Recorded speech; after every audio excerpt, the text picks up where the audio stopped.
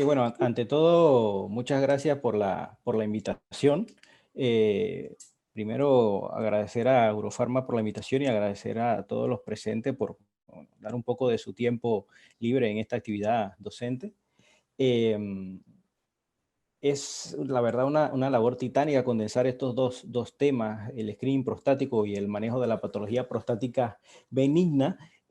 Son temas muy amplios, pero trataré de abordarlos de una manera que sea poco tediosa y enfocada a la práctica clínica. Así que espero que sea del gusto de todos ustedes. Bueno, y para ello hablaré primeramente del screening prostático. También hablaré un poco sobre el manejo de los síntomas del tracto urinario superior y hablaré también del manejo de la retención aguda de orina. Okay. Primero, el caso clínico número 1, el screening prostático. Este es un hombre de 51 años que acude para chequeo prostático por primera vez. Es obrero en el Canal de Panamá, un PSA total de 2.65 nanogramos por mililitro. Y en la historia clínica, pues refiere que las micciones son adecuadas, el chorro fuerte, continuo, pero refiere que al final hay un poco de chorro entrecortado, ligero goteo posmiccional, se levanta 2 o 3 veces cada noche, pero refiere que las erecciones son adecuadas, no ha tenido hematuria, no tiene incontinencia, no tiene dolor en las eyaculaciones, no tiene antecedentes familiares de cáncer de próstata, no fuma, enolismo social, solo licor en las fiestas, y bueno, por lo demás es alérgico a las sulfas y solamente ha tenido una apendicectomía cuando tenía 15 años, por lo demás no tiene antecedentes importantes de interés, salvo que es hipertenso, eso sí, en triple medicación. Entonces, la pregunta sería, en este paciente joven con un PSA normal, ¿es necesario el tacto rectal? Bueno, más importante que la respuesta, que parece obvia, sería el porqué de la respuesta. Y para ello quería hablar un poco, antes de empezar, con un estudio sueco muy interesante que involucra a 223 pacientes con diagnóstico de cáncer de próstata, de todos los riesgos que simplemente no querían ser tratados, no querían darse tratamiento, pues, y los médicos de este estudio le dieron seguimiento a estos pacientes por un periodo de 32 años. Cuando el estudio cerró, solamente quedaban 3 pacientes vivos, el resto había muerto, perdón, de diversas causas, y todos fueron manejados solamente con observación, y cuando en algún momento de su enfermedad empezaron a presentar síntomas, ya sea dolor óseo o cualquier otra cosa, pues iniciaron el bloqueo hormonal, la castración médica o quirúrgica en estos pacientes. Y se vio que el 64% de los pacientes nunca necesitó castración. O sea, los 32 años se fueron sin ningún tipo de intervención más que la observación. Pero el 18% de estos pacientes progresaron a metástasis y casi el mismo porcentaje murió de cáncer de próstata. Si se estratificaban los riesgos, los que tenían un Gleason alto, un Gleason 8, 9, 10, murieron en los primeros 10 años. Sin embargo, los que tenían un Gleason más bajo, un Gleason 3 más 3, esos los primeros 20 años de seguimiento tenían una mortalidad bastante baja, y esa mortalidad empezó a aumentar a partir de los 20 años de seguimiento. Pero bueno, pudo haber sido por muchas causas, pudo haber sido por otras enfermedades.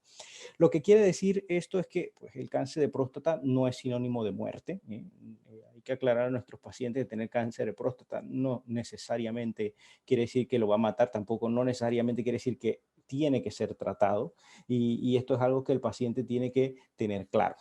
El problema de esto es que si 1 de cada 5 pacientes se me muere de cáncer de próstata, ¿qué pasa si mucha gente tiene cáncer de próstata? Y es que ese es el problema de este cáncer. En estudios de autopsias que se han hecho por diversas causas de muerte, se ha visto que en la década de los 30 años de edad, pues la incidencia de cáncer de próstata es del 5%, pero esa incidencia va aumentando de manera no lineal hasta que después de los 79 años puede ser hasta un 60%.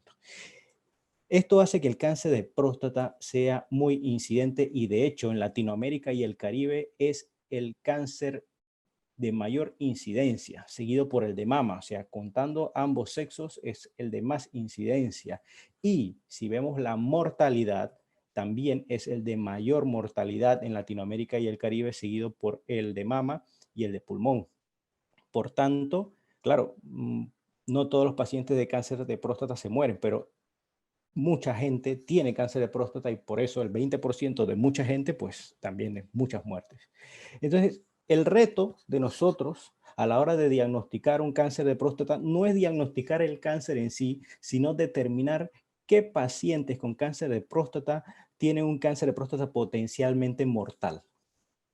Y bueno, las armas de la consulta cada día son el PSA total, el PSA libre, la relación entre PSA libre y PSA total, que es el ratio del PSA, el tacto rectal y últimamente la resonancia multiparamétrica de próstata, que ha venido a revolucionar el screening de próstata.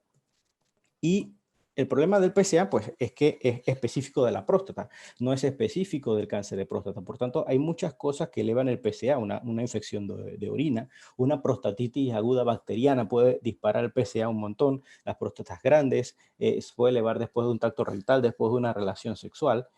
Por tanto, aunque consideremos que los niveles normales de PSA son mayores de 4, pues hay muchas causas que pueden causar esa elevación y una de esas es la edad. La misma edad, los niveles de PSA normales aumentan con la edad.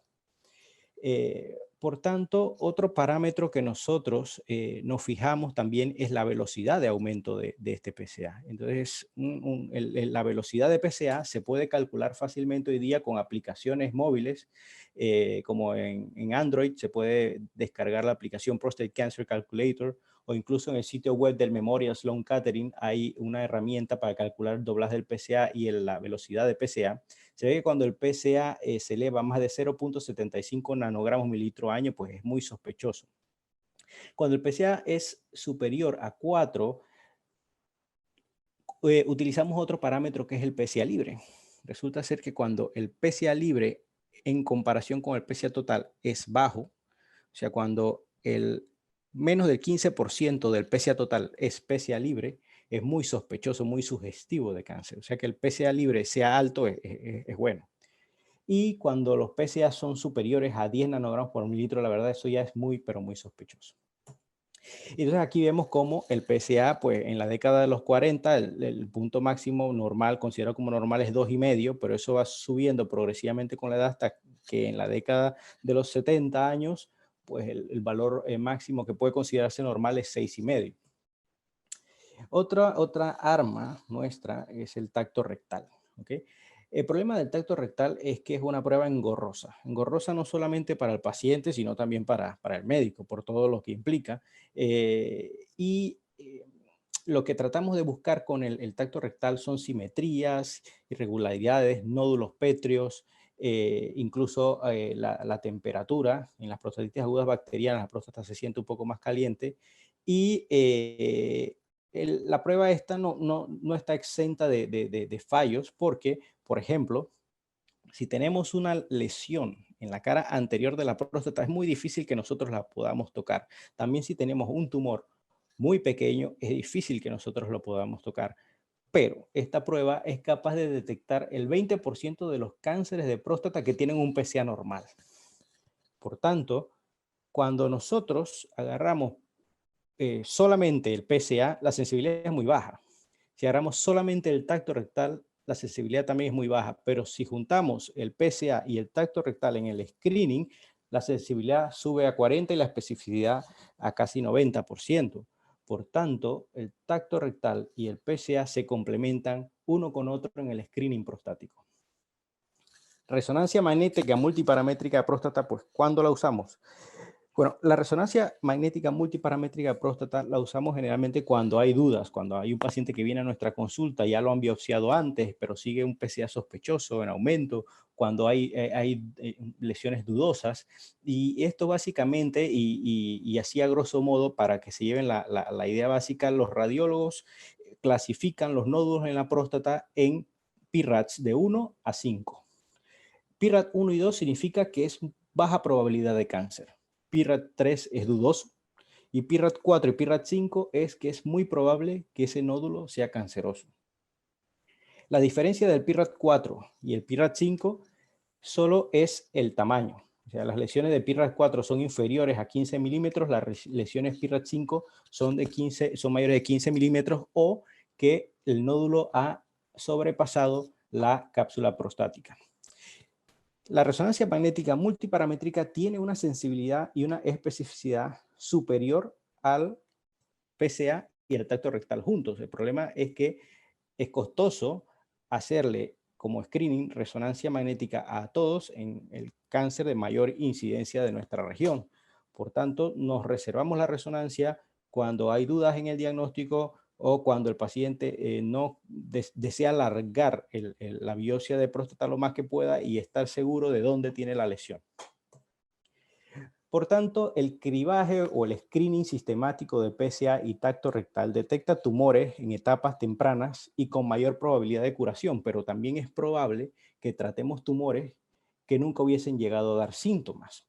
Es por eso que es importante informar al paciente de esto, que si encontramos un tumor, puede ser que ese cáncer no lo vaya a matar o incluso puede ser que ese cáncer no necesite tratamiento. Por ejemplo, si descubro un cáncer de baja carga tumoral, de bajo riesgo, un paciente de 80 años, pues lo único que yo quizá le añada a este paciente es ansiedad, porque ese cáncer no lo va a matar, no lo voy a tratar, el paciente va a saber que tiene un cáncer y muchas veces quizá la idea de que tiene un cáncer que no va a ser tratado, pues le genera mucha ansiedad y mucha frustración. Por tanto, antes de iniciar un screening, pues hay que hablar con el paciente sobre los riesgos y beneficios del screening prostático. Y este es un estudio interesante en donde agarraron a perros, pastores belgas, y los entrenaron por 2 años a oler la orina de pacientes con cáncer de próstata. Y entonces agarraron 600 pacientes que ya habían sido previamente biopsiados, 33 con cáncer y 33 sin cáncer, y pusieron a los perros a oler la orina. El perro detectó las muestras provenientes de cáncer de próstata en 30 de 33 pacientes. ¿Okay? Y en los 3 casos que fallaron, a esos pacientes los rebiopsiaron y de esos 3 casos, uno sí tenía cáncer cuando la biopsia inicial había sido negativa. Y el perro, oliendo la orina, tuvo una sensibilidad y especificidad de 91%, más que el tacto rectal, el PSA juntos y la resonancia magnética multiparamétrica. O sea, lo que quiero decir con esto no es que hay que tener un perro en la consulta. Lo que quiero decir es que hay sustancias en la orina, demostradas indirectamente en este estudio, que pueden predecir la probabilidad de tener cáncer de una manera no invasiva y que aún no conocemos. Y mientras ese tiempo llegue, pues lo que tenemos que hacer es usar lo que tenemos en las manos, que es el PSA total, PSA libre, y si es necesario, pues la resonancia magnética multiparamétrica. Entonces las guías de 2020 de la Asociación Europea de Urología recomiendan iniciar el screening prostático en hombres mayores de 50 años. Mayores de 45 años si son descendientes de raza negra o si hay una historia familiar de primer grado, sea padres o hermanos con cáncer de próstata. Y a los 40 años si el paciente se conoce que tiene la mutación del gen del cáncer de mama 2, que está muy relacionada con cáncer de próstata de origen familiar.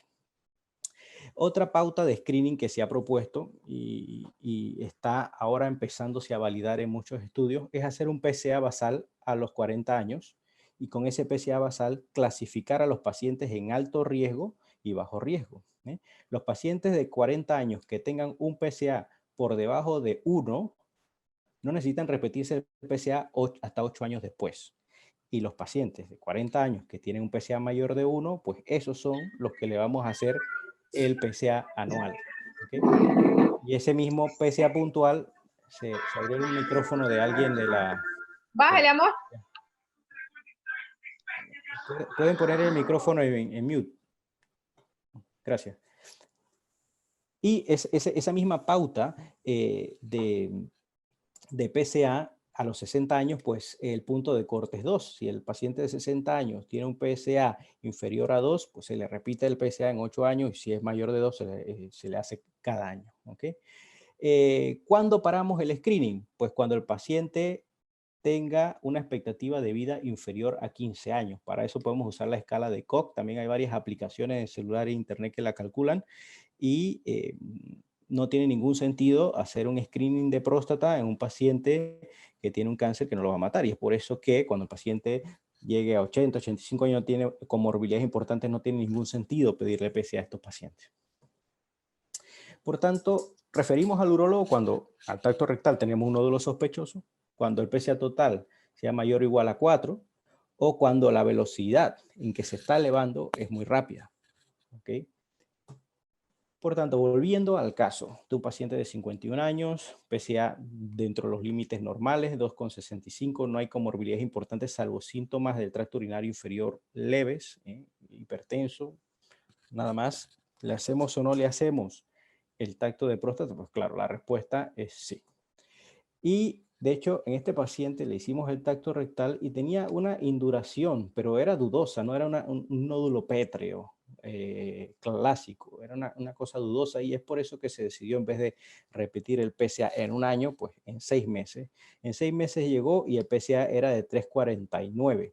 El paciente no se mostraba muy reacio a hacerse la biopsia, así que se hizo una prueba con ciprofloxacino a pesar de que no tenía síntomas de prostatitis y se repitió la prueba en un mes. Como el PSA seguía subiendo, se habla con el paciente y se decide hacer la biopsia de próstata y efectivamente en la biopsia de próstata salió un cáncer de próstata de Lesion 4 más 3, o sea, un riesgo intermedio. Por tanto, se decidió hacer una prostatectomía radical con linfadenectomía pélvica que confirmó este cáncer de próstata Lesion 4 más 3, ganglios negativos, márgenes negativos y hasta la fecha pues lleva un año de seguimiento y no tiene PSA indetectable. ¿Okay? De esta manera se le pudo tratar al paciente desde la primera vez que lo vimos hasta que se hizo la cirugía, pues un espacio de 10 meses. ¿Okay?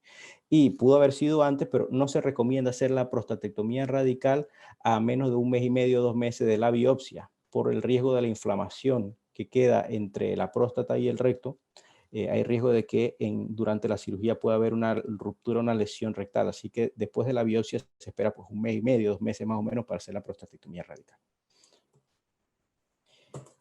Bueno, caso 2. Vamos a hablar sobre el manejo de los síntomas del tracto urinario inferior. Este es un hombre de 69 años que refiere chorro flojo, entrecortado, sensación de que no vacía bien la vejiga, que tarda mucho en completar la micción y después de orinar, pues siente una sensación de un grifo mal cerrado, un goteo postmiccional. Refiere en algunas ocasiones que ha presentado urgencia, pero no se le escapa la orina. La frecuencia urinaria nocturna se levanta 4 veces cada noche a orinar y cuando orina, pues no orina tanto. Niega fiebre, niega orina maloliente, niega sangre en la orina, niega disfunción eréctil, niega otros antecedentes de interés. Al tacto rectal la próstata era grado 3, era una próstata grande, pero no era dolorosa, era adenomatosa y sin nódulos palpables. Y el PSA que aportaba, pues 2,6. ¿Cómo abordamos a este paciente? Bueno, primero, los síntomas urinarios bajos los podemos clasificar en 2 grandes grupos y son muy importantes a la hora de escoger el tratamiento que le vamos a dar a estos pacientes. ¿Okay? Los podemos clasificar en síntomas obstructivos, también algunos libros los describen como síntomas de vaciado. Son vacilación, flujo flojo, intermitente, esfuerzo miccional, micción prolongada, sensación de vacío incompleto, goteo postmiccional. Y el otro grupo son los síntomas irritativos o de llenado, que son frecuencia urinaria, urgencia, incontinencia de urgencia, nicturia, que levantarse más de 3 veces cada noche. ¿Okay? Los primeros pues hablan de la mayoría de las veces de una obstrucción infravesical, aunque también puede deberse a otras causas, y la otra habla más de una irritación de la vejiga, producto muchas veces de el esfuerzo que hace para vaciar. O sea que cuando un paciente empieza a tener síndrome del tracto urinario inferior, generalmente empieza con la sintomatología obstructiva y si esto no se trata con el tiempo, pues empiezan a venir los síntomas irritativos.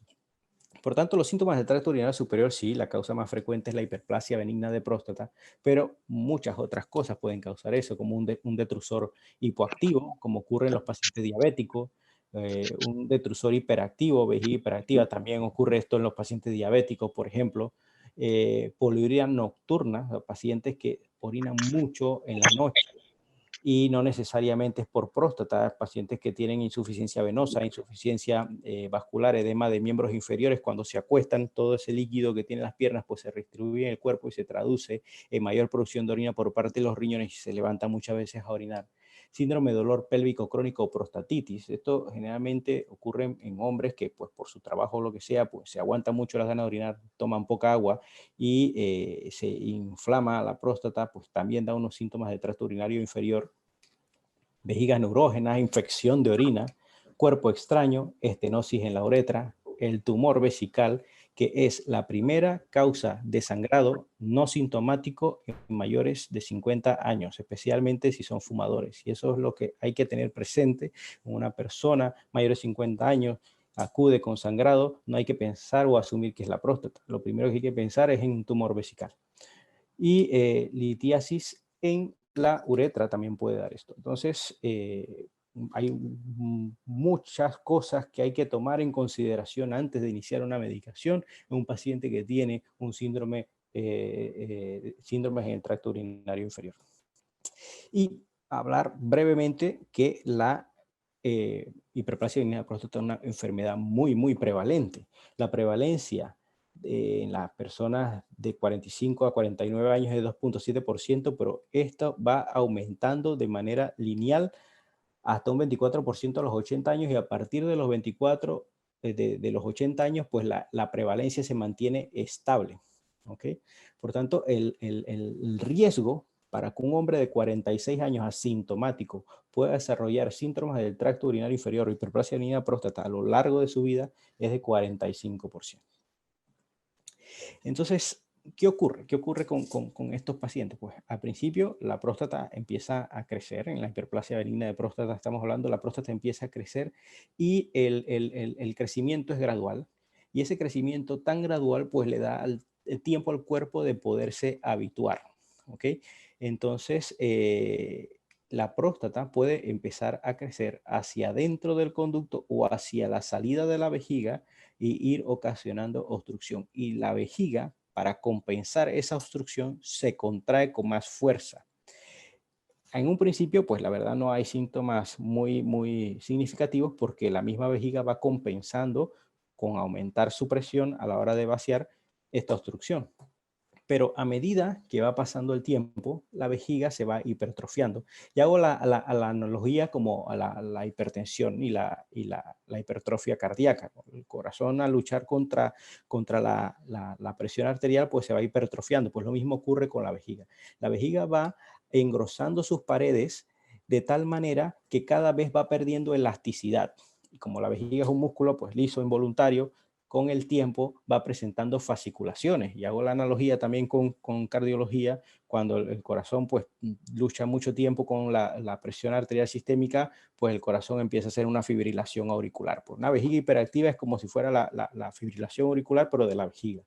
Y eso produce entonces la vejiga de lucha, la famosa vejiga de lucha, y esto hace que el paciente cada vez pues aguante menos líquido, menos contenido vesical, menos orina, que el paciente empiece, además de los síntomas obstructivos, a tener síntomas irritativos en la vejiga, que son urgencia y nicturia, etcétera, etcétera. Y una cosa pues a tener en cuenta en la hiperplasia es que los síntomas no se relacionan con el tamaño de la próstata. Al contrario de lo que mucha gente piensa, mientras más próstata más grande, pues más problemas tengo. Pues no, lo que da problemas es la manera en que crece o se hipertrofia la próstata. Si la próstata se hipertrofia hacia el cuello o hacia el conducto, pues esta próstata va a dar más problemas independientemente del tamaño que tenga. Es por eso que el volumen prostático en ultrasonido no se correlaciona tanto con los síntomas como lo son los cuestionarios estandarizados de síntomas prostáticos. Cuando la enfermedad pues avanza aún más, la vejiga le cuesta vaciar todo su contenido y siempre queda un remanso de orina, lo que llamamos residuo posmiccional, y este residuo posmiccional puede sedimentar y provocar litiasis urinaria y también infecciones de orina de repetición.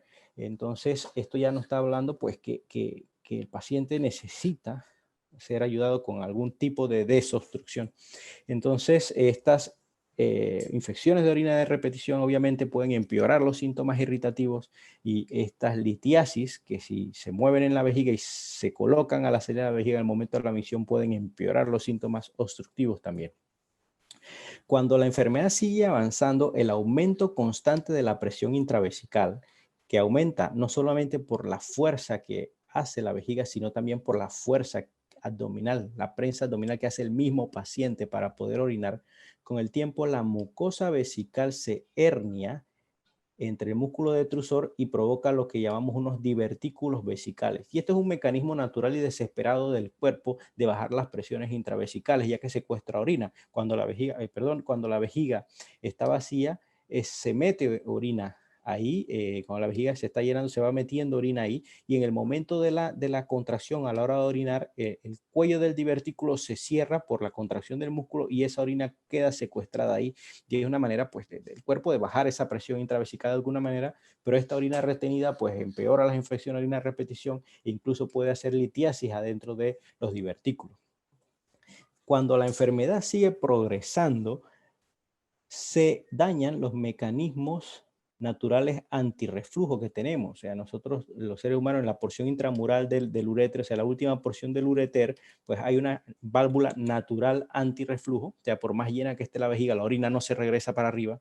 Pero en estos pacientes llega el momento que por los aumentos de la presión intravesical, este sistema valvular antirreflujo se daña y cada vez que el paciente orina, hace fuerza para orinar y la vejiga se contrae con fuerza, esa presión se transmite a los riñones y es una manera desesperada del cuerpo de disminuir de alguna manera esa presión intravesical a costa de que esa presión poco a poco va deteriorando la función renal.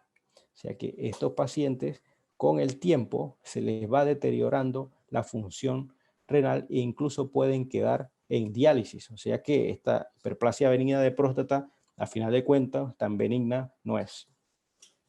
Y ya en las fases finales de la enfermedad, pues la vejiga se cansa de luchar y como pasa en el corazón también, la insuficiencia cardíaca pues queda en insuficiencia vesical, pues en urología se llama detrusor hipoactivo, detrusor acontráctil, son vejigas que ya no se contraen, vejigas que aguantan mucha orina e incluso el paciente puede tener una retención de orina crónica porque no hay dolor y orinar incluso por rebosamiento. El paciente refiere, bueno, se me escapa la orina todo el rato y es que la orina que se sale porque ya no cabe más adentro de la vejiga. O sea, estos pacientes no pueden orinar y generalmente ya tienen la función de los riñones deteriorada. Por tanto, a la hora de valorar a un paciente con hiperplasia benigna de próstata, tenemos que enfocarnos mucho en la historia clínica para descartar vejiga neurógena y otros padecimientos como tumores vesicales, infecciones de orina, etcétera. Tenemos que preguntar la diabetes, que si el Parkinson, que si el Alzheimer. Estos pacientes en los estadios avanzados de su enfermedad se olvidan hasta de orinar y tienen problemas de que pues van a orinar cada rato porque no vacían la vejiga como deben vaciarla. Isquemia cerebral puede dar trastornos en las contracciones de los esfínteres, tabaquismo, antecedentes familiares, etcétera. Se ha visto que la hiperplasia benigna de próstata puede heredarse como una herencia autosómica dominante. El examen físico del tacto rectal, claro, primero nos sirve para screening prostático, nos ayuda a descartar prostatitis aguda, prostatitis bacterianas crónicas y nos orienta también sobre el tamaño prostático, que eso también nos ayuda a elegir el tratamiento, el manejo médico, farmacológico que le vamos a dar y de eso hablaremos más adelante.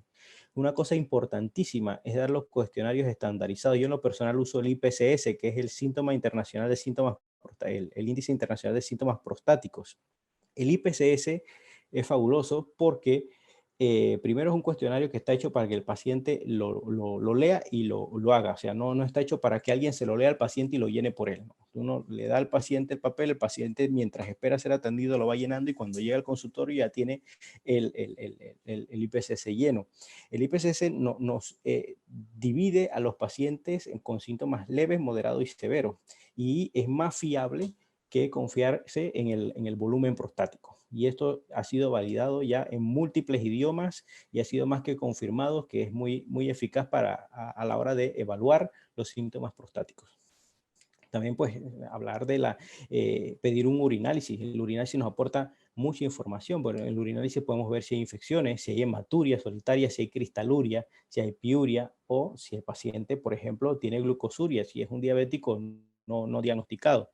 El PSA obviamente por el screening prostático y también nos sirve el ultrasonido renovesical, pero cuando vamos a pedir un ultrasonido de este tipo tenemos que especificar que lo queremos con vejiga llena, que queremos que nos midan el volumen prostático y que queremos que nos midan el residuo postmiccional. O sea, si uno no pide esto, muchas veces los radiólogos no lo hacen, y el residuo postmiccional pues también nos ayuda mucho a decidir qué fármaco dar, y al igual que el volumen prostático. O sea, el volumen prostático no nos sirve para predecir la severidad de los síntomas, pero sí nos sirve para elegir el tratamiento. Y otra cosa, cuando predominan los síntomas de irritativo, la nicturia, por ejemplo, una cosa que nos ayuda es el diario miccional. El diario miccional es básicamente que el paciente pues apunte la hora en que orina y la cantidad que orina, y si fue por urgencia o por deseo. Y eso, cuando uno mira el diario miccional por 3 días, pues nos ayuda pues a determinar otras causas de nicturia, por ejemplo, la poliuria por la diabetes o la poliuria nocturna por insuficiencia venosa. Y estamos pensando que es la próstata y resulta ser que no es la próstata. Y esto, pues, este es el cuestionario, el IPCS que les hablé hace un ratito. Es un cuestionario fácil de llenar por el paciente. Consta de 7 ítems que hablan sobre la calidad miccional, de la forma en que orina, y uno sobre la calidad de vida. Y pues estos 7 ítems de arriba van de puntuación de 0 a 35. ¿Okay? Y esto, pues, como ya les he dicho, nos ayuda a clasificar la gravedad de los síntomas, nos ayuda a decidir el tratamiento y nos sirve también como control del tratamiento que le vamos a dar. El índice, pues, de 0 a 7, síntomas leves, de 8 a 19, moderado, y mayor de 20, síntomas severos. ¿Okay? Con los síntomas leves, o sea, el IPCS de 0 a 7, pues, la mayoría de las veces solamente necesitamos observación y cambios en el estilo de vida. No le puede decir al paciente, mire, usted lo que tiene que hacer es disminuir la ingesta de alcohol y café, que son diuréticos, comida picante y condimentada, a veces son irritantes, beber agua no tan cerca de la hora de dormir para evitar la nicturia. Si el paciente pues se le hinchan las piernas, decirle que pues cuando 1 o 2 horas antes de dormir eleve las piernas. También la micción pautada ayuda, porque se ha visto que la vejiga, mientras más llena está, más débil es el detrusor. O sea, las retenciones agudas de orina ocurren muchas veces cuando se produce mucha orina y el paciente no es capaz de ir a orinar por alguna razón X. Por tanto, decirle al paciente que tenga o no tenga ganas, vaya a orinar cada 2 o 3 horas. Orinar antes de acostarse, antes de levantarse, no aguantarse las ganas de orinar, esto es lo que ya hemos dicho.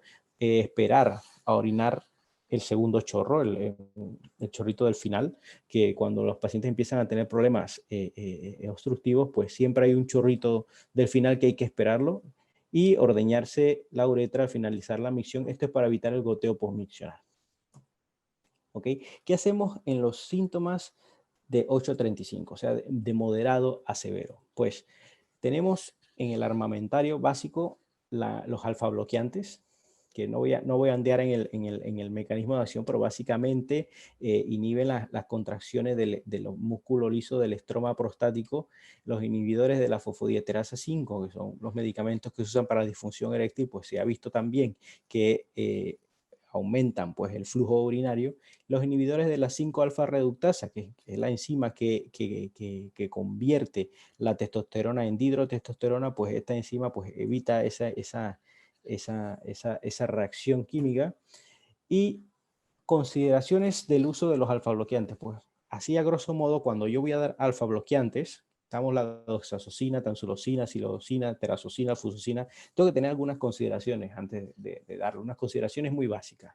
Primero, saber que ellos mejoran el IPCS, mejoran el flujo máximo, previenen la progresión de la hiperplasia benigna de próstata y parecen aumentar el éxito cuando se retira una sonda después de una retención aguda de orina.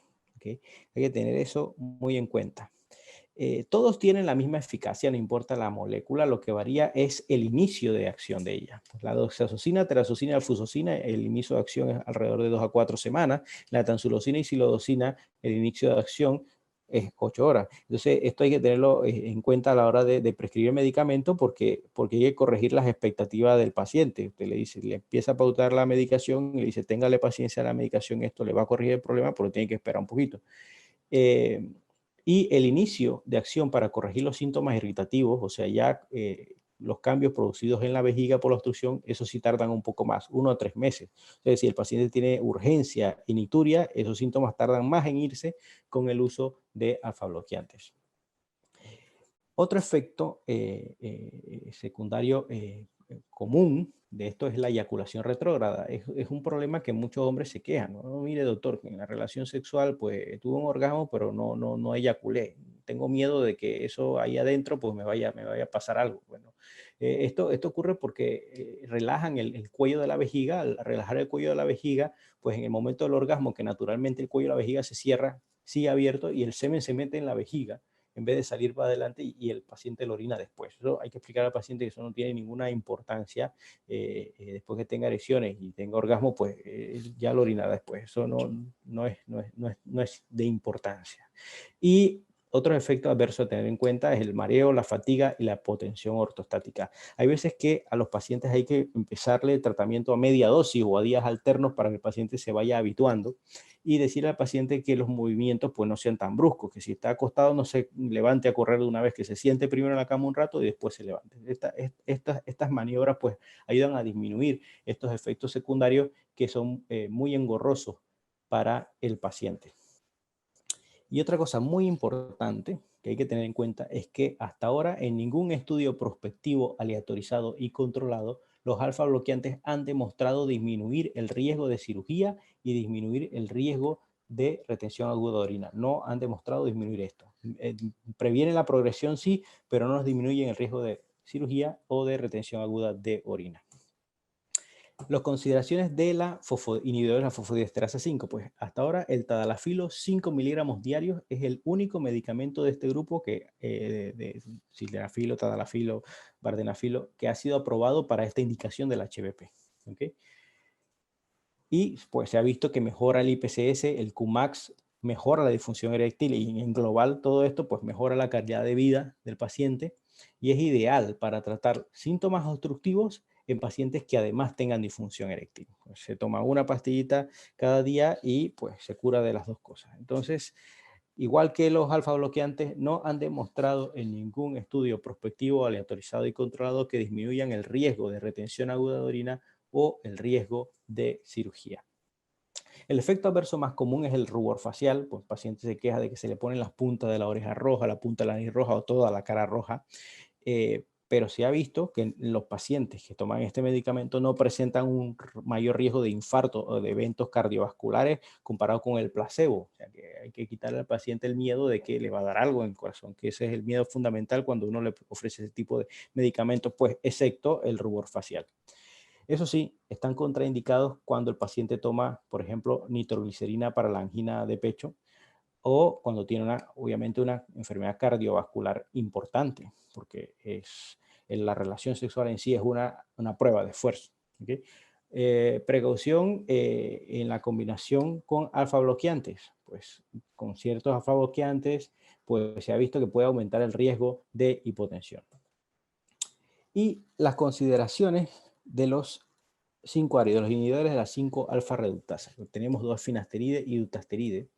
Estos medicamentos son muy interesantes porque mejoran el IPCS, mejoran el flujo, mejoran la progresión de la hiperplasia benigna de próstata. Con el tiempo reducen el volumen prostático, ¿eh? Y además mejoran la hematuria crónica producida por la hiperplasia benigna de próstata. Estos pacientes que a cada rato van sangrando, que ya le hemos hecho estudios, no tiene tumor vesical, no tiene litiasis, no tiene otra causa más que sangran las varices del adenoma prostático, pues estos pacientes uno se le empieza a dar un finasteride o un dutasteride y a los 2 días pues el sangrado ha parado. Y esto pues lo hace muy interesante. Y lo más importante es que los inhibidores de la 5-alfa reductasa sí han demostrado en estudios prospectivos aleatorizados y controlados que reducen el riesgo de que el paciente caiga en retención aguda de orina y que el paciente caiga en una cirugía en un 50%. Pero no todo es color de rosa. El inicio de acción no es inmediato, o sea, tardan a veces hasta 9 meses en empezar a ver los efectos de esto. Y también, pues, que todos los pacientes no se benefician igual. Los pacientes que más se benefician de estos medicamentos son los pacientes que tienen un PSA total mayor de 1.4 o que tienen un volumen prostático mayor de 40 cc. Además, pues, este medicamento, al ser un inhibidor de la producción de dihidrotestosterona, puede causar disfunción eréctil en algunos pacientes y también nos puede confundir a la hora de hacer screening prostático. ¿Por qué? Porque después de un mes de estarlo usando, el finasteride reduce el PSA a la mitad. Y eso nos puede confundir a la hora de decidir cuándo hacer una biopsia o no a un paciente con screening prostático. Y es por esto que cuando se hace screening prostático se debe tomar en cuenta si toma finasteride o tasteride y multiplicar el valor de PSA total que pedimos por 2 para acercarlo un poco más al valor esperado si no tomara el medicamento.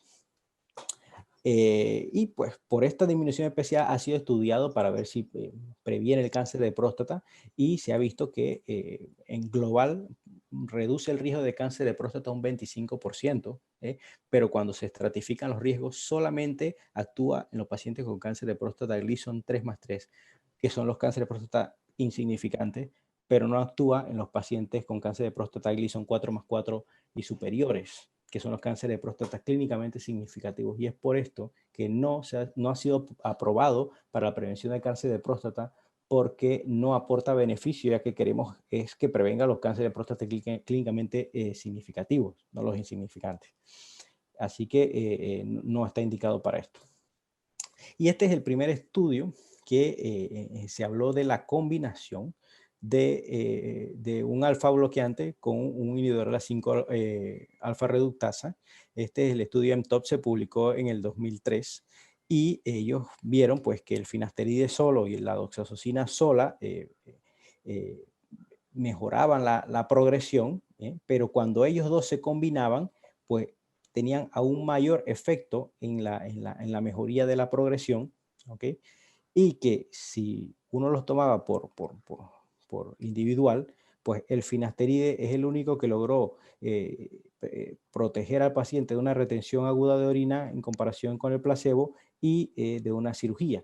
Y que la doxazosina sola no, pero el tratamiento combinado protegió aún más al paciente de una retención aguda de orina y de una cirugía. Y pues el racional de dar los dos medicamentos juntos, pues en pacientes principalmente que se benefician, o sea, próstata de 40 cc o PSA mayor de 1.4, 1.5, es que el finasteride y la dutasteride pues tardan un poco en iniciar la acción. Entonces uno le da un alfa bloqueante que la acción es más rápida para que el paciente tenga un alivio de los síntomas, mientras el otro, el finasteride o el dutasteride, van trabajando en el volumen prostático y en todo lo demás. Y entonces de esa manera pues a largo plazo podemos evitar que el paciente vaya a una cirugía o que haga una retención de orina en un 50% más. Por tanto, en los pacientes con síntomas moderados o severos, hay que pues, cambiar el estilo de vida, como ya lo hemos hablado. Podemos ofrecer alfa bloqueantes para disminuir la progresión. Podemos ofrecer inhibidores de las 5 alfa reductasa en pacientes con próstatas mayores de 40 cc o PSA total mayor de 1.5. Podemos ofrecer al paciente un anticolinérgico si presenta síntomas irritativos que no mejoran a los 3 meses de haber iniciado el tratamiento desobstructivo farmacológico, como ya había mencionado, los síntomas irritativos cuando se desobstruye farmacológicamente el paciente mejoran a los 3 meses, pero si pasan ya los 3 meses y el paciente sigue con ictura, sigue con urgencia, pues podemos añadir un anticolinérgico como una oxibutinina, tolterodina, etcétera, con la salvedad pues de que puede dar visión borrosa, sequedad de mucosas y que el efecto no es inmediato, empieza a las 2 semanas, ¿ok? Sí no se recomienda en pacientes con residuos posmisionales muy elevados porque los anticolinérgicos inhiben las contracciones involuntarias de la vejiga y si es un paciente que ya está reteniendo orina, pues podemos precipitarle una retención aguda de orina. ¿Okay? Así que hay que evitar los anticolinérgicos en pacientes con residuo posmisional elevado.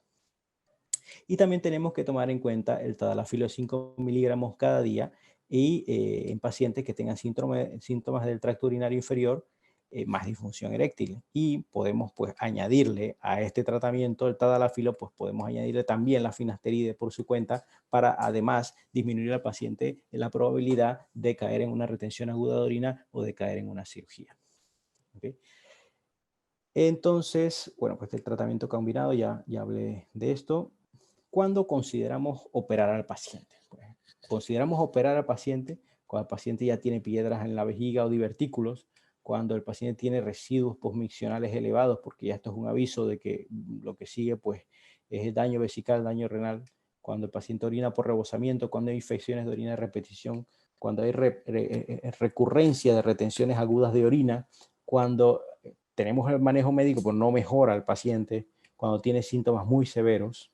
Y una indicación absoluta de cirugía es cuando el paciente hace retención aguda de orina asociado a falla renal que mejora con el sondaje, porque esto quiere decir que si a este paciente le quitamos la sonda, esos riñones seguirán deteriorándose, o cuando el paciente tiene hidronefrosis con o sin deterioro de la función renal, porque estos pacientes, si les retiramos la sonda, pues quedarán en diálisis, así que o le dejamos la sonda de manera permanente, o con recambios periódicos, o lo desobstruimos de manera quirúrgica. Ahora, el caso clínico que mencionamos, este era un paciente con síntomas urinarios inferiores, de tracto urinario inferior moderados, que no parece tener prostatitis, ni sangrado, ni disfunción eréctil, ni antecedente de interés. La próstata al tacto, si es grande, el PSA es normal. ¿Qué hacemos? ¿Cómo abordamos a este paciente? Pues le pedimos un IPSS. Y el IPSS pues marcó un 14 con Quality of Life, calidad de vida en 4, por tanto tiene unos síntomas moderados. Y pues le solicitamos el resto de estudios, urinálisis, le solicitamos un ultrasonido con vejiga llena, volumen prostático y residuo postmiccional, porque en el tacto rectal me pareció grande la próstata, pues que quiero valorar pues el residuo. Mientras esperamos estos resultados, de una vez le inicio el tratamiento. O sea, le inicio un tratamiento combinado con alfa bloqueante, inhibidor de la 5, alfa reductasa, o sea, una doxazosina o tamsulosina con un finasteride o dutasteride. ¿Por qué? Porque es un paciente que tiene síntomas moderados y que al tacto rectal pues me parece una próstata grande. Este es un paciente que se va a beneficiar de un tratamiento combinado, mientras me llegan las otras pruebas para descartar infecciones de orina y otras cosas más. Y el último caso brevemente, este es un paciente de 65 años que acude al cuarto de urgencia por la tarde por presentar imposibilidad para la micción de hace 9 horas y ahora con dolor intenso y hipogastrio desde hace unas horas. Es la primera vez que le pasa esto en su vida. Comenta que la noche anterior se estaba tomando unas cervecitas con los amigos y se fue a dormir y amaneció así que no podía orinar. ¿Okay? Refiere que el último PSA que se hizo había sido el año pasado, no recuerda el valor, pero dice que el médico le había dicho que estaba bien. Y el paciente refiere que no tenía problemas para orinar, pero que al orinar a veces se le escapaban las heces o le sangraban las hemorroides. ¿Okay? No tiene antecedentes patológicos de interés, ni quirúrgicos, ni cólicos nefríticos, y al examen físico pues estaba febril, se palpaba el globo vesical, y el tacto rectal pues una próstata grande, adenomatosa, sin nódulos, simétrica, no dolorosa ni caliente. Esto lo puse porque muchas veces los pacientes, uno le pregunta, ¿usted cómo orina? El paciente dice, yo orino bien. ¿Sí? ¿Qué tan bien orina? Bueno, yo orino bien, el único problema es que se me sale la hernia inguinal cuando orino. O sea, eso quiere decir que está haciendo fuerza para orinar. Yo orino bien, pero me sangran las hemorroides. Eso quiere decir que está haciendo fuerza para orinar. Lo que quiero decir es que la hiperplasia benigna de próstata es algo que ocurre tan gradual en el tiempo que el paciente se acostumbra a orinar mal. Y si uno le pregunta, ¿usted orinó bien? El paciente casi siempre le va a decir, yo orino bien, porque para él orinar bien es que salga orina, pero no necesario. Si uno ahonda en esto, si uno le da el IPSS, uno puede llegar a más conclusiones. Entonces, ¿cómo abordamos a este paciente? Bueno, este es un paciente en edad de riesgo para hiperplasia benigna de próstata. Tiene un antecedente de vejiga llena por tiempo prolongado. Esto lo había mencionado antes. Mientras más llena está la vejiga, menos fuerza tiene el detrusor. Y lo sé porque el paciente ha estado expuesto a diurético, o sea, alcohol, más sueño. O sea, después de beber su cervecita se fue a dormir, y esto pues hizo que durante la noche pues se le llenara la vejiga de orina, y a la mañana, cuando la vejiga estaba repleta, pues no tenía la fuerza para luchar contra su obstrucción. Es poco probable que tenga una estenosis de uretra porque no hay antecedentes de sondaje, traumatismo, o cólicos autoexpulsión, no tenía antecedentes de litiasis, y es poco probable que sea un cáncer de próstata avanzado porque el tacto rectal no me pareció un nódulo sospechoso. Es más, era una próstata inmensa, y refiere además el paciente que el año pasado le habían hecho un PSA normal. Por tanto, la primera sospecha pues, es que es una retención aguda de orina por obstrucción prostática benigna. Por tanto, colocamos una sonda vesical. Ahora, la pregunta, ¿qué laboratorios le solicitamos? Pues tenemos que solicitar una creatinina sérica, un urinalysis y un cultivo de orina. Y esto, pues, básicamente para ver si este paciente en retención aguda de orina hace insuficiencia renal. Porque si este paciente en retención aguda de orina tiene insuficiencia renal, esto quiere decir que este paciente lo que necesita es una cirugía. Hay que dejarle esa sonda hasta que se pueda desobstruir. Hay que pedir un urinalysis y un urocultivo porque pues, si es una retención aguda de orina por una prostatitis o por una infección o el paciente me hace sepsis después del sondaje, pues tenemos que tener eso ya trabajado para cuando salgan los resultados. El paciente no tiene comorbilidades importantes, por lo que una creatinina elevada hace sospechar de falla renal secundaria a HBP. ¿Okay? Por tanto, es criterio de cirugía. Entonces, ¿qué hacemos cuando lo sondamos? O sea, pinzamos y despinzamos el tubo de la sonda para que el paciente no haga una hematuria ex vacuo o no haga un síndrome vasovagal. Esto es una práctica muy frecuente. Sondamos al paciente, se empieza a vaciar y dice, pínzale la sonda, pínzale la sonda. Aporta esto. Pues este es un estudio prospectivo, aleatorizado y controlado, en donde tomaron 294 casos de retención aguda de orina, los aleatorizaron en dos grupos, en clampaje y desclampaje, o sea, descompresión gradual de la vejiga y descompresión rápida. Y lo que vieron analizar uno y otro grupo es que no hubo diferencias estadísticamente significativas en los cuadros vasovagales o las hematurias postvacuos. O sea, no importa si se desclampó o no, ambos grupos tuvieron cerca de 10% de incidencia de hematurias vacuas. Y ningún paciente tuvo un síndrome vasovagal. Por tanto, cuando viene un paciente con retención aguda de orina, se coloca la sonda y se deja vaciar, no hay que estar clampando y desclampando. ¿Okay? Una vez vaciada la vejiga y calmado el dolor, retiramos el catéter en urgencias para mandar al paciente sin sonda y le damos una cita control con urología. Dejamos el catéter y enviamos a consulta externa de urología para valorar que el urólogo le retire la sonda. O dejamos el catéter, iniciamos algún tipo de medicación desde urgencia sin conocer de nada al paciente y enviamos a consulta de urología para retirada de sonda. Pues obviamente la respuesta ya la hemos dicho antes, la respuesta es la 3. Cuando un paciente viene con retención aguda de orina y se sospecha que es por causa prostática, inmediatamente hay que iniciar un alfa bloqueante. Los alfa bloqueantes en metaanálisis han demostrado que mejoran la probabilidad de éxito cuando se retira una sonda vesical después. Por tanto, desde que ponemos una sonda ya podemos iniciar la doxazosina, la tansulosina, la alfuzoxina, para que cuando el paciente vaya al urólogo pues haya más éxito en la retirada de sonda. Cuando sondamos al paciente y lo enviamos a consulta externa, le asesoramos que vaya haciendo rehabilitación vesical. Pues esto se hace mucho en muchos sitios, pues se pone un tapón en la sonda y se le dice al paciente, no, usted vaya, cuando sienta ganas de orinar, destapa, orina y se la vuelve a tapar. De esa manera la vejiga se va ejercitando, llenando y vaciando para que cuando le quiten la sonda, pues pueda orinar mejor. Pues se ha hecho estudios prospectivos, aleatorizados y controlados, comparando los grupos en donde se entrenan la vejiga y grupos en los que no se deja la sonda y que se vacíe y punto. Y la verdad no han encontrado unas diferencias estadísticamente significativas en el éxito a la retirada de la sonda. Por tanto, se le puede retirar se le puede colocar la sonda, se inicia el fafo bloqueante y se envía con su bolsita a casa. No es necesario estar con el tape y destape de la sonda. Por tanto, podemos concluir que el cáncer de próstata es el de mayor incidencia y mortalidad en Latinoamérica y Caribe. El tacto rectal y el PSA aumentan la sensibilidad del screening, o sea que tenemos que hacer los dos. Se debe informar al paciente sobre los riesgos y las ventajas del screening prostático.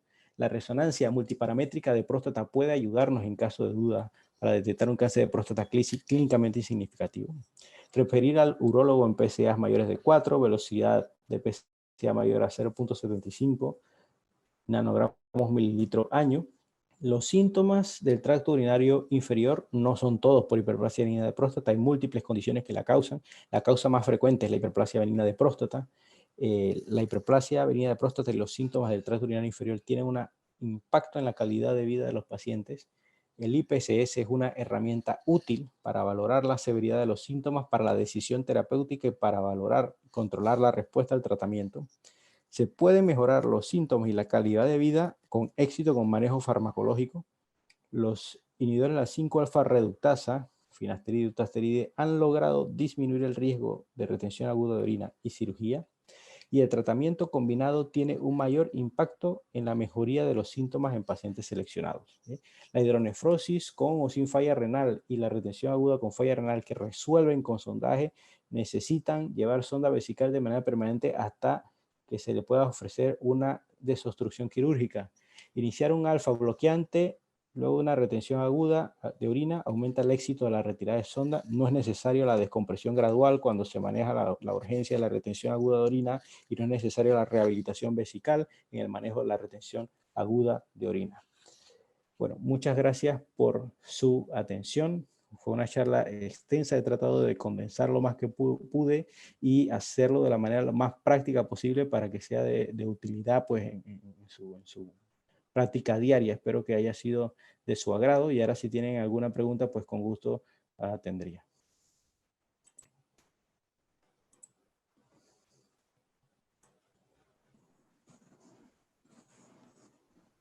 Así es, doctor. Ya tenemos algunas preguntas en el chat. Pregunta del doctor Warner. Con un PPSA normal próstata grado 3, ¿está indicado una biopsia? Con un PSA normal. Normal. Ajá. Próstata grado 3, ¿está indicado una biopsia? Así nada más, no está indicado una biopsia con un solo valor de PSA. Como ya había dicho anteriormente, ¿me escuchan? Sí, ¿no? Como Sí. ya había dicho anteriormente, el PSA no es específico del cáncer de próstata, por tanto, un solo valor de PSA es de poca utilidad. A mí me sirve más una secuencia de valores de PSA, o sea, ver el comportamiento del PSA a lo largo del tiempo. Porque una cosa es que el PSA me vaya a mí fluctuando a lo largo del tiempo y otra cosa es que el PSA tenga una tendencia a subirme exponencialmente. Entonces, un valor de 3, así solamente un valor de 3, pues yo lo que haría es repetir el PSA en un tiempo corto y ver cómo se comporta. Si el paciente tiene muchos temores, muchas dudas y tiene la facilidad, pues le pediré una resonancia magnética multiparamétrica de próstata. Pero así de buenas a primeras no es necesario pedirle una biopsia de próstata. Excelente, bien. Otra pregunta que tenemos en el chat, doctor, dice, ¿estaría indicado el uso de antibióticos por PSA elevado aunque el paciente no tenga síntomas de prostatitis? No, no está indicado, la verdad. En el caso clínico lo hice para jugar un poco con la psicología del paciente porque el paciente no se quería biopsiar, ¿no? Entonces, pues le dije, bueno, mira, es verdad, puede ser que sea una infección. Vamos a darte un poquito de antibiótico, vamos a repetir el PSA en una semana, pero si sale alto, te vamos a biopsiar, ¿no? Y de esa manera, cuando llega el PSA alto, pues el paciente viene más dispuesto a biopsiarse de la próstata. Lo que sí es cierto es que yo he tenido pacientes que en tacto rectal, pues no es doloroso, le he dado antibióticos previo largo tiempo por hallazgos pues, de calcificación intraprostática en el ultrasonido que parece que es prostatitis crónica, pero no hay un indicio, urinálisis normal, lo envío a la biopsia y fiebre. ¿Okay? La fiebre, la sepsis postbiopsia de próstata es una complicación poco frecuente, pero le ocurre al 3% de los pacientes. Y yo me atrevería a decir que la causa más frecuente de esta fiebre es que biopsiamos un paciente que tiene bacterias dentro de la próstata. Entonces, estos pacientes a veces pueden hacer complicaciones severas, como por ejemplo endocarditis bacteriana por Escherichia coli, por ejemplo. No es algo común, pero pasa. Y lo vemos. Entonces, aunque sí es verdad que no está indicado, pues hay veces que uno, pues, sin perder mucho tiempo, uno podría jugar con esto de los antibióticos. Excelente, doctor. Sí, tenemos otra pregunta en el chat. ¿En pacientes obesos debemos disminuir el umbral del PSA normal debido a que dicha condición puede disminuir el PSA? Preguntan. Bueno, las personas obesas pues tienen pueden tener PSA disminuido por esto de la producción estrogénica y tal, tejido adiposo. La verdad, cuando nosotros evaluamos un paciente por cáncer de próstata, no nos fijamos tanto, como ya he dicho, en el umbral de PSA en sí, sino en la velocidad del cambio del PSA. aunque esté dentro de los valores normales. Si yo tengo un PSA que me va aumentando, no importa el umbral, pues este es un paciente muy sospechoso, ¿no? Y si tengo dudas, pues lo biopsio. Ok, excelente, doctor. Dice, otra pregunta del doctor Rafael Benítez. ¿En pacientes con CA de próstata avanzado, estaría indicado los alfa bloqueantes? En pacientes con cáncer de próstata avanzado, pues hay veces que hemos dado alfa bloqueante y hay cierta mejoría. Pero lo que más ayuda a estos pacientes es la resección transuretral de próstata desobstructiva, que muchas veces, a veces la tenemos que repetir. Y esto es un paciente que cuando la enfermedad progresa, no solamente obstruye la uretra, obstruye el cuello de vejiga y obstruye incluso los ureteres, provocando hidronefrosis uni o bilateral, ¿no? Entonces, con estos pacientes hay que andar con mucho cuidado porque, por ejemplo, si los queremos ayudar con KT3 y desobstruirle los riñones y se obstruye el abajo, lo que estamos haciendo es dañando los riñones porque la hiperpresión que va a hacer el paciente por orinar por el esfuerzo y la obstrucción se va a transmitir a los riñones por los J y los va a terminar dañando. O sea que son pacientes que hay que tomar muchas cosas en consideración. Sí. Excelente, doctor. Tenemos otra pregunta. Cuando se sospecha la presencia de residuos prostáticos postquirúrgicos, ¿y cómo debe abordarse? Bueno, sí, cuando se hace una resección transuretral de próstata, siempre lavamos y sacamos todos los fragmentos que puedan y hacemos luego una citoscopia y verificamos que no haya nada. Pero siempre hay alguno que se queda pegado porque cuando se electrocoagula, muchas veces el calor del electrocauterio pega al tejido a esto y cuando uno hace la citoscopia parece que no hay nada y resulta ser que hay un fragmentito ahí que se despega después. Pues si el paciente tiene una obstrucción por el fragmento, pues hay que colocarle una sonda vesical, lavarle la uretra a ver si el fragmento sale. A veces lo podemos conseguir, sale el fragmento con una sonda más o menos gruesa. Yo trato de no usar sondas tan gruesas, hasta 20, 22, no más de eso, porque las sondas muy gruesas pueden dar estenosis de fosa navicular por compresión e isquemia, que hace la misma por el calibre tan grande. Y entonces dejarle la sonda por un tiempo para darle oportunidad al fragmento que quede ahí, que se vaya él solo degradando y necrosando. Y llega el momento pues que ese fragmento o lo podemos lavar o el paciente lo puede orinar. Ok, perfecto. Sí, doctor. De Cintia Calix. Un paciente con PSA 11 en biopsia resulta 3+3 antes del año. Repite PSA y está al doble. ¿Qué probabilidad de que el cáncer progrese rápido o que pronostique qué pronóstico se operaría? Ok, es un paciente que tiene un PSA en 11 Ajá, y el resultado de la biopsia es un 3+3 y antes del año se repite el PSA y está al doble, o sea, está en 20 y pico antes del año, eso es lo que quiere decir, está en 20 y pico de PSA. ajá. Sí, pueden abrir sus micrófonos si desean. Ok, bueno, un paciente con un PSA de 11 es un PSA altito y la biopsia, un Gleason 3+3, es un cáncer de bajo riesgo.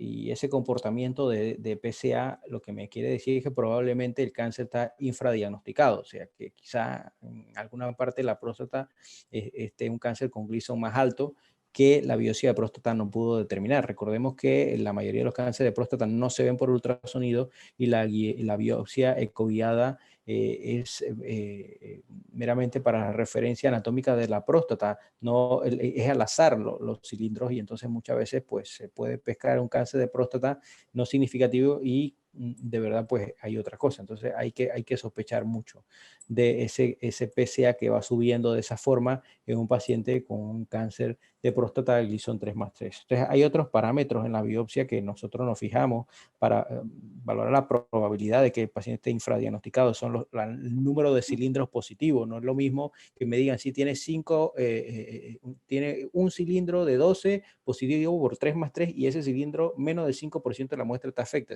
Baja carga y bajo riesgo. Pero si me dicen, bueno, de los 12 cilindros, los 12 son positivos por 3+3, pues yo ahí pues dudo de que sea 3+3, ahí quizá haya otra cosa. Entonces, pues una cosa que puede ayudar a este paciente es una opción, pues repetir la biopsia, otra opción, pedir otros estudios para determinar qué es lo que tiene y dependiendo de la edad, ofrecerle tratamiento. Depende de la edad también. Ok, gracias, doctor. Tenemos otra consulta acá. Un antecedente familiar de SEA prostático diagnosticado a los 70 años se considera como factor de riesgo importante para SEA de próstata para decisión de hacer biopsia. Bueno, un paciente con cáncer de próstata diagnosticado a los 70 años, si el riesgo de este cáncer es bajo, o sea, si en la biopsia me sale que es un Gleason 3+3, probablemente, o 3+4, o sea, un riesgo bajo intermedio, probablemente este paciente se beneficie de radioterapia pélvica, porque se ha visto que en los pacientes de esta edad y este tipo de cáncer, pues la cirugía es equivalente a la radioterapia. Entonces, si un paciente de 70 años se le puede hacer screening prostático siempre y cuando pues no tenga comorbilidades significativas. O sea, si tiene menos de 15 años de expectativa de vida, no vale la pena hacer un screening prostático en este paciente. Doctor, ¿y se consideraría entonces como antecedente familiar para como factor de riesgo? Sí, lo dicho al principio, antecedentes familiares de primer grado. O sea, cuando una persona tiene un padre o un hermano o varios hermanos o padres con cáncer de próstata, pues uno tiene un riesgo doble o el triple de tener cáncer de próstata y por tanto, pues el screening prostático debe empezar a los 45 años, no a los 50. Ok, pero ¿se evaluaría hacer biopsia en ese caso?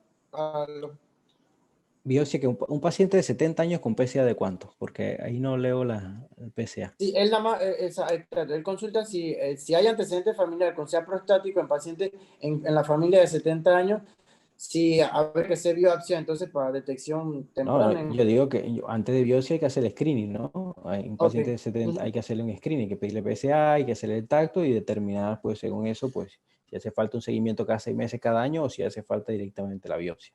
Excelente. Perfecto.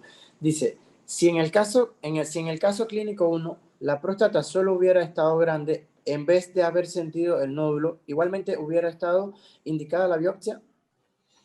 No, la biopsia se la pedimos no por el tamaño de la próstata, sino por la evolución del PSA. O sea, le pedimos en un periodo de 7, 8 meses, 3 valores de PSA que fueron subiendo exponencialmente. O sea, por eso se le pidió la biopsia. Bueno, y por el nódulo sospechoso lo que se le hizo fue darle un seguimiento más de cerca, no se le dio un seguimiento tan distante. Si hubiera sido un nódulo pétreo, evidentemente canceroso, evidentemente duro, ahí sí no hubiéramos repetido el PSA, hubiéramos pedido la biopsia directamente. Pero es que el nódulo no era pétreo, era un nódulo dudoso. Excelente, doctor. Bien, creo que damos por terminado la parte de preguntas y respuestas. No sé, tiene igual si alguno desea, de los doctores que nos acompaña, desea abrir sus micrófonos, comentarnos algo, agregar algo. De verdad que los micrófonos están para ustedes, doctor. Esperamos unos minutos si hay alguna otra consulta.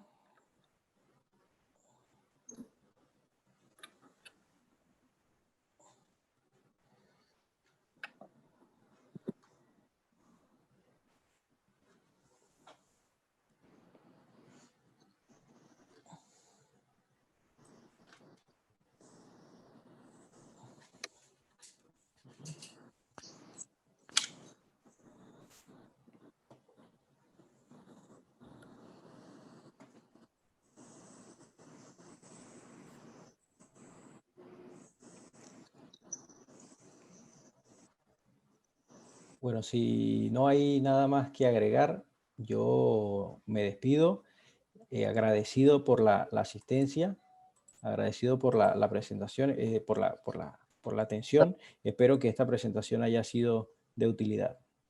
Aquí hay otra Bien, pregunta. sí, ya el cierre, doctor. Ajá. Dice, al colocar sonda inicialmente en urgencia, ¿lo acompañamos con antibióticos? Sí, es recomendable porque la uretra no es estéril bueno, un antibiótico profiláctico no tiene que ser un tratamiento de infección de orina, puede ser una monodosis de algo para ayudar al paciente y claro, más largo si pensamos que la obstrucción aguda de orina se debió a una inflamación prostática por prostatitis bacteriana, pues ahí sí el tratamiento tiene que ser antibiótico por 30 días. Claro. Y la última pregunta, doctor, dice, paciente de 60 años con PSA en 6.5 y próstata agrandada y antecedente familiar de primer grado, ¿se puede hacer resonancia en vez de biopsia? Sí, si el paciente pues no desea la biopsia porque ya tiene un antecedente de biopsia negativa o porque tiene miedo, sí se le puede pedir una resonancia magnética multiparamétrica de próstata, es una opción. El problema de la resonancia magnética multiparamétrica en los sistemas de salud pública muchas veces la lista de espera, uno, y bueno, y en la práctica privada, pues que el paciente pues tiene que costear con los gastos de esto.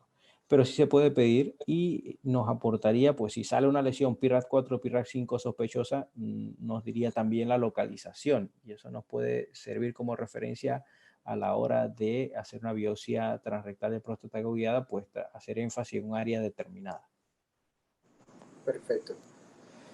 Bien, doctor, definitivamente muy agradecido darles las gracias de parte de Eurofarma y un cordial saludo a todos los doctores que nos acompañan, no solo desde Panamá, en esta ocasión desde prácticamente todo Centroamérica, los doctores de Guatemala, Honduras, El Salvador y Nicaragua. Doctor, agradecido por excelente exponencia y sabemos que contaremos con usted para otros webinars que nos gustaría tener. Gracias a todos. Un gusto.